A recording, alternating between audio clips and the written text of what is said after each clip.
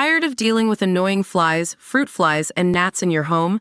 The Zevo Flying Insect Trap is your ultimate solution. Don't wait. Check out the link in the video description now to get your Zevo Flying Insect Trap on Amazon and enjoy a bug-free home today.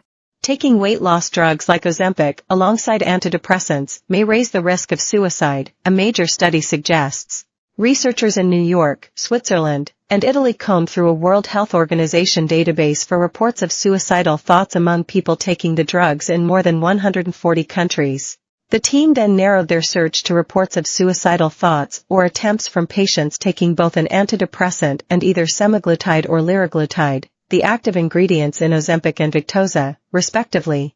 They found 107 cases of suicidal or self-harm thoughts or actions among those who took semaglutide and 162 from those on liraglutide, suggesting a harmful interaction between the weight loss drugs and antidepressants. However, experts today slammed the study for its weak evidence and major limitations based on spontaneous reports of interactions between GLP-1 medications like Ozempic and antidepressants. They also cautioned that the proportion of reports linked to both drugs was too small to determine an association. The findings come as Sharon Osbourne alarmed fans this week with her gaunt appearance at the Taylor Swift Eras Tour show in London.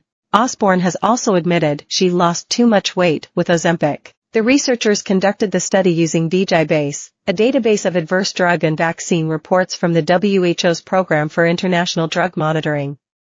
This includes 36 million reports from over 140 countries.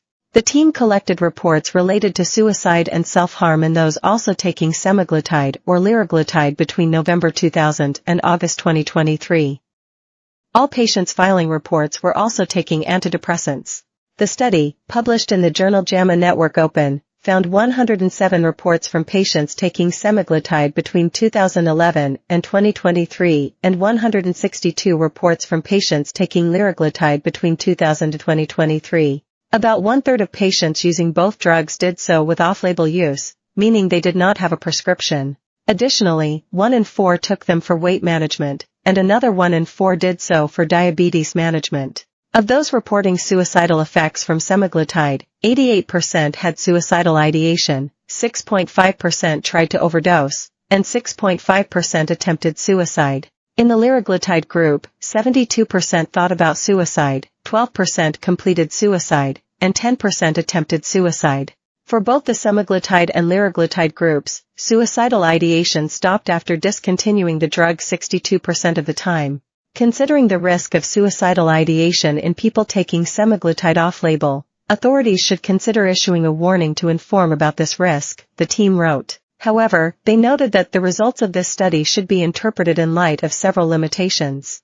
These included the small number of patients reporting these effects while taking antidepressants and GLP-1 medications, as well as not accounting for other factors leading to suicidal ideation, such as living circumstances and alcohol or drug use. Dr. Stephen Evans, Emeritus Professor of Pharmacoepidemiology at the London School of Hygiene Tropical Medicine, cautioned that the data is based on reports sent from doctors to health agencies only and is subject to bias.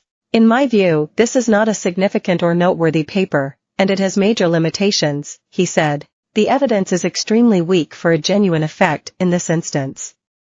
We can't conclude from the study that semaglutide itself is responsible for suicidality. Dr. Kevin McConway, Emeritus Professor of Applied Statistics at the Open University in England, added, the authors point out that there's no way of telling, from the data they used, that this disproportionately high rate of mentions of suicidal ideation for semaglutide is actually caused by the patients having used semaglutide. That's for a number of reasons, partly because there will be many differences between patients who took semaglutide and patients who took other drugs. Those other reasons may not all be on the database at all, and there's no information there about people who did not have any kind of reported adverse reaction. Meanwhile, Dr. Stephen Burgess, an expert in genetic epidemiology at the University of Cambridge, said, I am concerned that these analyses combine and conflate on-target effects of GLP-1 agonists with the broader consequence.